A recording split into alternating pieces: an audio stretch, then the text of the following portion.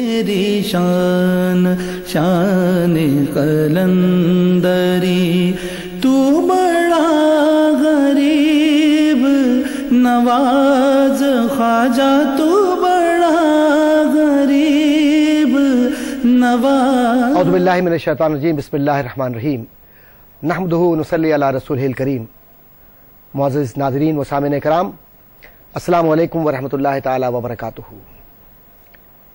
ایک خاص عنوان، ایک خاص حوالہ، ایک خاص پہچان، اسلام کی روح کی، اسلام کی وہ علامت جس کو معاشرے کے کسی طبقے نے کبھی نظر انداز نہیں کیا۔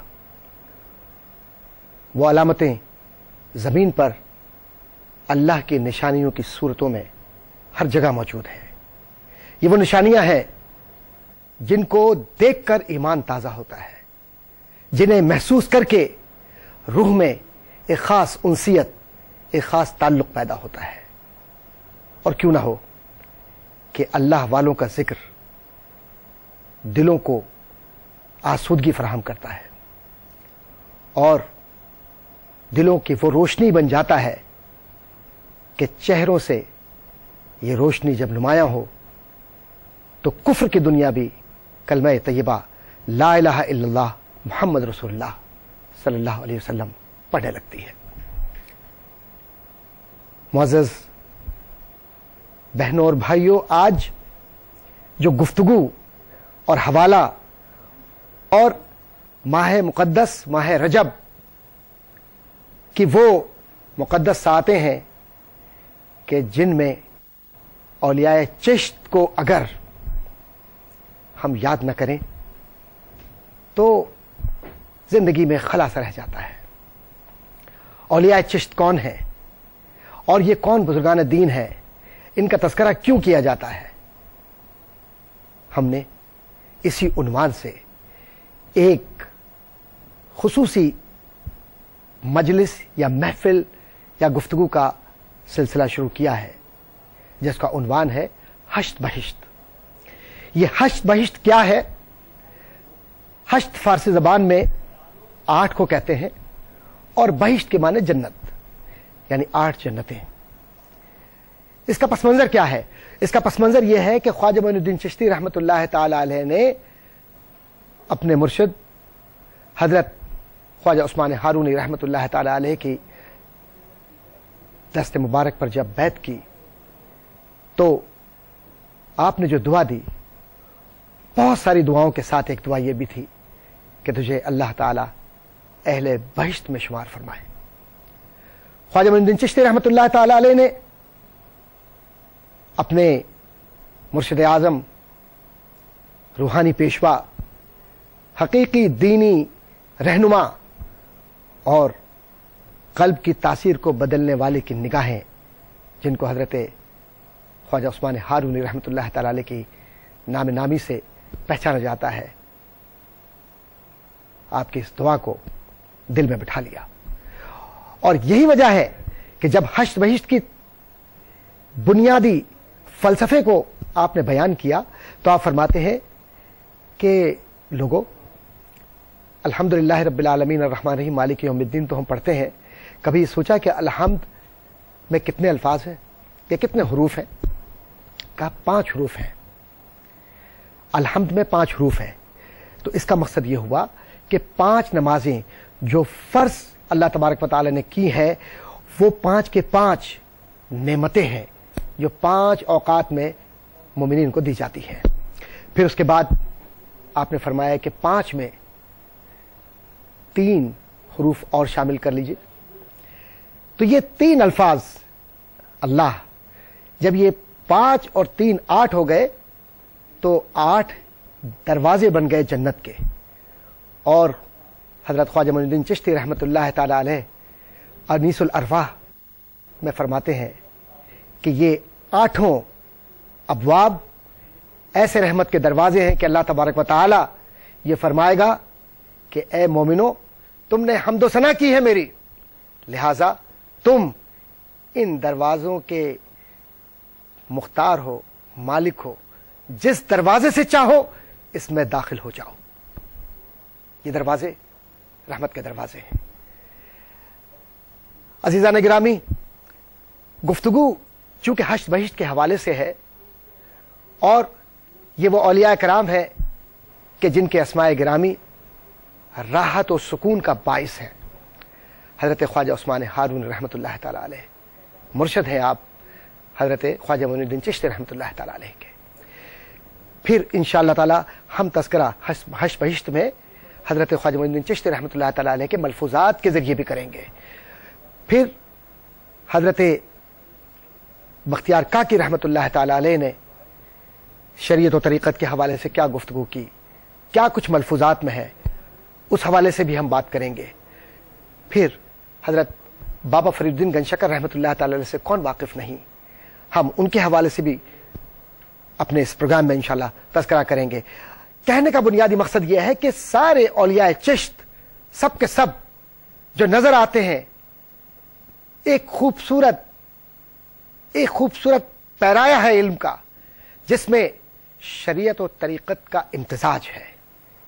یہ اولیاء کاملین شریعت کو اور طریقت کو بہت ہی مختلف پیرائے میں دیکھتے ہیں، لیکن اس کا مقصد یہ نہیں کہ شریعت و طریقت کو الگ کر کے دیکھتے ہیں.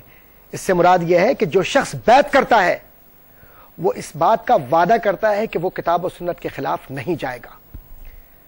اب آئیے ذرا یہ دیکھیں کہ جو حضرت خواجہ عثمان ہارونی رحمۃ اللہ تعالی علیہ کے ملفوظات ہیں اور حضرت خواجہ معین الدین چشتی رحمۃ اللہ تعالی علیہ نے انیس الارواح کے نام سے مدون کیے ہیں، ان ملفوظات میں کس طرح سے ایک مرید کی، ایک اس شخص کی جو بیعت کرتا ہے، آپ تربیت فرماتے ہیں. یہی ہمارے ان تمام مجالس کا بنیادی محور ہے کہ ہم یہ سمجھ سکیں کہ کس طرح ایک شخص جو تصوف سے منسلک ہوتا ہے وہ اپنی تربیت کرے. اور یقیناً الحمدللہ ثم الحمدللہ کیو ٹی وی ARY کیو ٹی وی کی طرف سے یہ خصوصی محافل یا تذکرے یا اس طرح کے پیغامات اس لیے لوگوں تک جاتے ہیں کہ لوگ شریعت کو سمجھ سکیں اور اپنی زندگیوں میں جو انقلاب لائیں وہ اولیاء کاملین کے ملفوظات کے ذریعے، ان کے ان احکامات کے ذریعے اپنی زندگیوں میں تبدیلیاں پیدا کریں کہ جو اللہ کے قریب لے جانے کا اور نبی کریم صلی اللہ علیہ وسلم کے قریب لے جانے کا ذریعہ ہیں.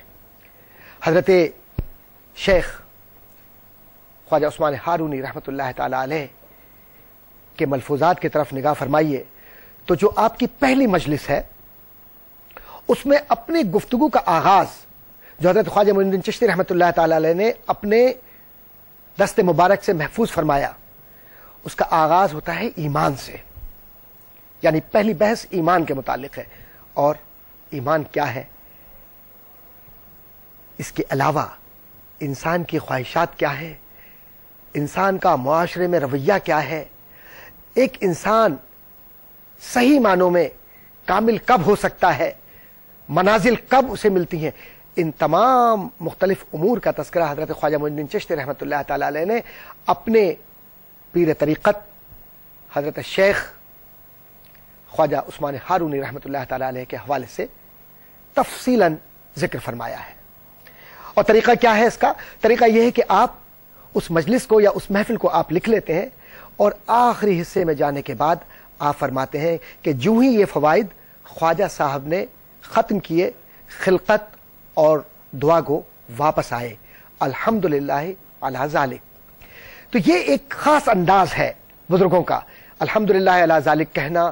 اور پھر یہ کہ دعا گو سے مراد وہ شخصیت جو ان الفاظ کو یا اس محفل کو محفوظ کر رہی. تو خواجہ صاحب رحمۃ اللہ تعالی علیہ کی ذات گرامی اور سبحان اللہ جس قلم، جس زبان، جس ہاتھ کے لیے حضرت خواجہ عثمان ہارون رحمۃ اللہ تعالی علیہ نے دعا فرمائی ہو. میں عرض کرتا چلوں کہ حضرت خواجہ عثمان ہارون رحمۃ اللہ تعالی علیہ نے زندگی میں 2 بڑی دعائیں کی، تذکروں میں یہ بات محفوظ ہے. ایک دعا آپ نے یہ فرمائی کہ الہی میری موت مکہ معظمہ میں ہو، یعنی مجھے مکے کی زمین ملے جہاں پر میں تیری طرف رجوع کروں اور زندگی سے واپسی کا سفر مکے کی زمین سے ہو. اور دوسری دعا سیدنا عثمان ہارونی رحمت اللہ تعالی علیہ کی تھی کہ الہی معین الدین کو وہ رتبہ عطا فرما اور آسمانوں پر وہ قبولیت عطا فرما کہ لوگ ان سے فیض پائیں. سبحان اللہ. اللہ والوں کی دعائیں کیسے قبول ہوتی ہیں اور اللہ والے کیسے اس دنیا سے جانے کے بعد بھی ظاہری وصال جب ان کا ہو جائے کیسے حیات رہتے ہیں. آپ غور فرمائیے. خواجہ تو بڑا غریب نواز. پہلی دعا مکہ معظمہ میں آپ کا وصال ہوا اور دوسری دعا اللہ اکبر ولی کی دعا کیسے ناکام ہو. زمینوں پر بیٹھنے والے آسمانوں پر کمندے پھینکتے ہیں اور پھر دعائیں آسمانوں پر کیسے قبول نہ ہو. یہ تو اللہ والے وہ لوگ ہیں کہ جن کے لیے قرآن کہتا ہے بسم اللہ الرحمن الرحیم الا ان اولیاء اللہ لا خوف علیہم ولا هم یحزنون. آگاہ ہو جاؤ کہ یہ وہ لوگ ہیں کہ جو اللہ کے دوست ہیں. نہ انہیں کوئی حزن ہے نہ کوئی انہیں ملال ہے. اس لیے نہ کوئی حزن ہے نہ ملال ہے کہ یہ تو اللہ سے محبت میں اپنے آپ کو فراموش کر چکے ہیں. اسی لیے اللہ تبارک و تعالی نے حضرت خواجہ معین الدین چشتی رحمت اللہ تعالی علیہ کی دعاؤں کو کبھی رد نہیں کیا. اور ولایت کا جب خرقہ ملا اور جب ولایت کے معاملات سے آپ کو آپ کے پیر نے سبحان اللہ اپنے ساتھ رکھ کر پوری تربیت کی اور جس طرح سے آپ کو لے کر چلتے رہے اس کا تفصیلی طور پر تذکرہ انشاءاللہ جب حضرت خواجہ معین الدین چشتی رحمت اللہ تعالی علیہ کے احوال کی طرف اور ان کے اقوال کی طرف آئیں گے اس میں ہم بیان کریں گے. اور یہ جو 8 کا تذکرہ کیا تھا میں نے کہ 8 حروف اس کا بھی پورا سورہ الحمد کا حضرت خواجہ معین الدین چشتی رحمت اللہ تعالی علیہ نے تذکرہ فرمایا ہے. اس کا بھی انشاءاللہ ہم تذکرہ کریں گے. یہاں بنیادی طور پر میں چاہوں گا کہ پہلے ہم یہ دیکھیں کہ حضرت خواجہ عثمان ہارونی رحمت اللہ تعالی علیہ ایمان کے متعلق کیا فرماتے ہیں. آپ نے ایک حدیث نقل کی ہے حضرت عبداللہ ابن عباس رضی اللہ تعالیٰ عنہ سے. آپ فرماتے ہیں کہ ایمان کا لباس پرہیزگاری ہے اور ایمان کا سر فقر ہے. تو مراد یہ ہے کہ جو شخص پرہیزگار ہوگا وہ ایمان کی چاشنی کو چکھے گا. اور سر فقر اس کا کیا مطلب ہے؟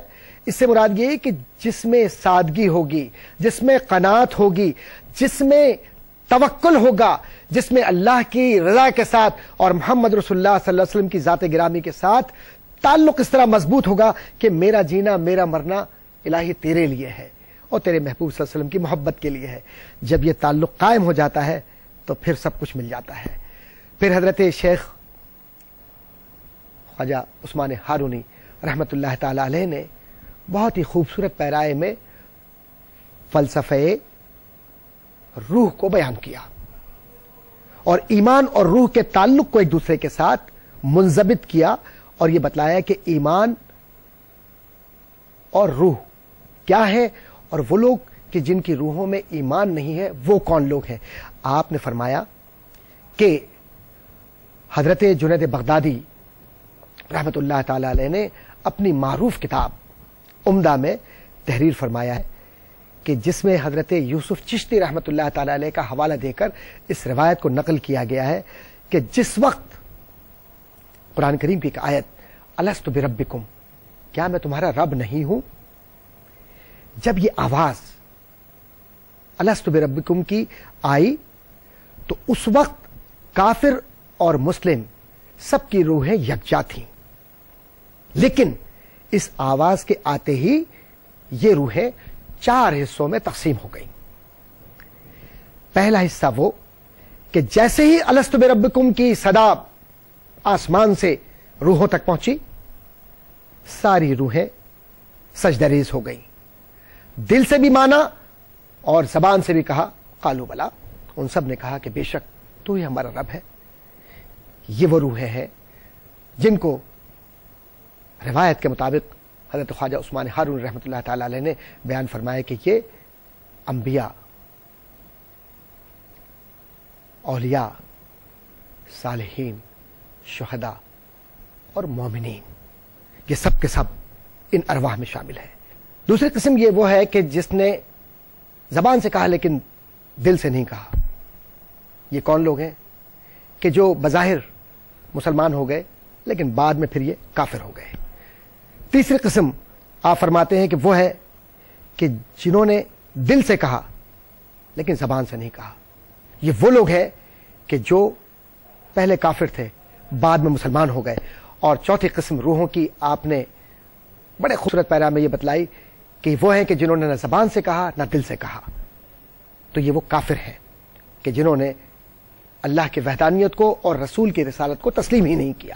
تو فلسفہ روح کو بیان کرنے کے بعد آپ نے مخاطب ہوتے ہوئے یہ کہا کہ لوگوں، تمہیں معلوم ہے کہ یہ صدقہ کیا ہوتا ہے؟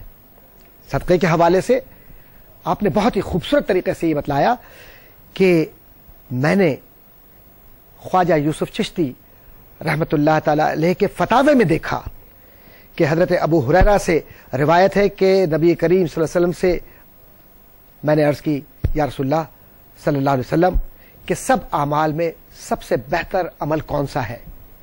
تاجدار مدینہ صلی اللہ علیہ وسلم نے فرمایا صدقہ دینا. تاجدار مدینہ صلی اللہ علیہ وسلم کا یہ فرمان صدقہ دینا، اس کی تشریح کرتے ہوئے حضرت خواجہ عثمان ہارونی رحمت اللہ تعالی علیہ یہ بتلاتے ہیں کہ صدقے کی اہمیت کو سمجھو اور اس پر توجہ دو کہ عبادات میں سب سے زیادہ معتبر، سب سے زیادہ جس کی طرف توجہ دلائی گئی ہے وہ صدقہ ہے. صدقے کے حوالے سے حضرت خواجہ عثمان ہارون رحمۃ اللہ تعالی نے حضرت حسن بصری رحمۃ اللہ تعالی علیہ کا ایک واقعہ بیان کیا. مختصراً بیان کروں، وہ یہ کہ ایک یہودی کسی کتے کو روٹی کھلا رہا تھا. حضرت خواجہ حسن بصری کا وہاں سے گزر ہوا، آپ رک گئے اور پوچھا کہ یہ کتا تیرا ہے یا ایسے ہی راہ چلتا ہے؟ تو یہودی نے کہا کہ میرا تو کوئی تعلق نہیں ہے، بس کتا ہے، میں روٹی کھلا رہا ہوں، میرا کتا نہیں ہے. حضرت حسن بصری نے فرمایا کہ اگر تیرا ہوتا تو بہتر ہوتا. کہا کہ اللہ کو معلوم. کچھ عرصہ گزرا، حضرت حسن بصری رحمت اللہ تعالی علیہ خانہ کعبہ میں ہے. خانہ کعبہ کا وہ منظر، اللہ کی عبادت، لبیک اللہم لبیک کی صدائیں، اور ایک لمحے میں ایک آواز آتی ہے. اور آواز کیا ایمان کو تازہ کرنے کی وہ صدا تھی جس میں کوئی سجدہ ریز ہے اور یہ کہہ رہا ہے ربی ربی ربی، اور جواب آتا ہے لبیک یا عبدی لبیک یا عبدی لبیک یا عبدی. پکارنے والا پکارتا ہے اے میرے مالک، اے میرے مالک، اے میرے مالک. اور جواب دینے والا کون ہے؟ رب کائنات، جس نے کائنات کو خلق کیا، جس نے احسان عظیم فرمایا، ہمیں پیدا کر کے اور عبادت کا سلیقہ سکھلایا. کعبے سے آواز آتی ہے. اور یہ کہاں پر ہو رہا ہے یہ سارا منظر؟ پرنالے کے نیچے. حضرت حسن بصری فرماتے ہیں کہ میں رک گیا اور میں نے کہا کہ میں دیکھوں یہ کون مقرب بندہ ہے اللہ کا کہ جو سجدے میں ہے. جب سجدے سے یہ سر اٹھائے تو میں دیکھوں یہ کون ہے. جب سجدے سے سر اٹھاتا ہے تو یہ وہی یہودی ہے، یہ وہی شخص ہے جس کو حضرت حسن بصری نے کہا تھا کہ تو کتے کو روٹی کھلا رہا ہے. پوچھا کہ یہ کیا معاملہ ہے، اتنا قریب تو رب کے؟ کہا میں رب کے اس لیے اتنا قریب ہو گیا کہ میں نے اس انجان کتے کو روٹی دی، ادا اس کو پسند آئی اور اس نے اتنی قربت دے دی کہ میں رب بھی کہتا ہوں اور وہ لبیک یا عبدی کہتا ہے. اللہ اکبر. یہ کیا ہے معاملہ؟ سوچئے تو صحیح، تو اندازہ ہوتا ہے کہ یہ محبت کی فضائیں، یہ تعلق، یہ نسبت، یہ قربت، یہ بخشا جانا.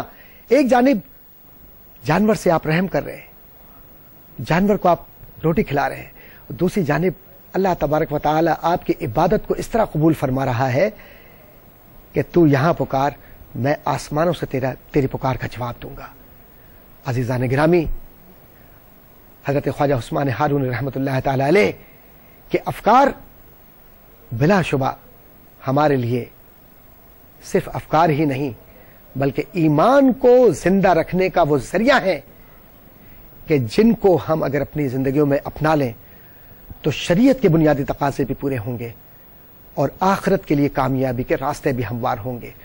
اور جب جنت کے دروازے پاکیزہ لوگوں کے لیے کھلے ہوں گے تو ہم اپنی ان نسبتوں کے ساتھ ان کے ساتھ ساتھ انشاءاللہ تعالی ان کی معیت میں اس جگہ تک پہنچیں گے جہاں اللہ تبارک و تعالی نے نیکیوں کے بدلے میں منزلیں لکھی ہوئی ہیں، جس کے لیے قرآن نے فرمایا فقد فاز فوزا عظیما، کہ بے شک یہ وہ لوگ ہیں کہ جنہوں نے ایک بڑی کامیابی حاصل کی۔ اللہ تبارک و تعالیٰ سے دعا ہے کہ اللہ تعالیٰ اپنے پیارے حبیب محمد رسول اللہ صلی اللہ علیہ وآلہ وسلم کے وسیلہ جلیلہ سے اور اولیاء کرام کی برکات سے ہمیشہ ہمیں دین سے محبت اور تعلق پیدا کرنے کی توفیق عطا فرمائے، اور ان اولیاء کاملین راستے پر چلنے کی توفیق عطا فرمائے کہ جو یہاں بھی کامیاب تھے اور وہاں بھی کامیاب ہیں۔ وآخر دعوانا ان الحمدللہ رب العالمین۔ تیری شان شان قلندری، تو بڑا غریب نواز خواجہ، تو بڑا غریب نواز۔ تیری شان شان قلندری، تیری شان شان قلندری، تو بڑا غریب نواز خواجہ، تو بڑا غریب نواز ہے۔ تیری شان شان قلندری، اللہ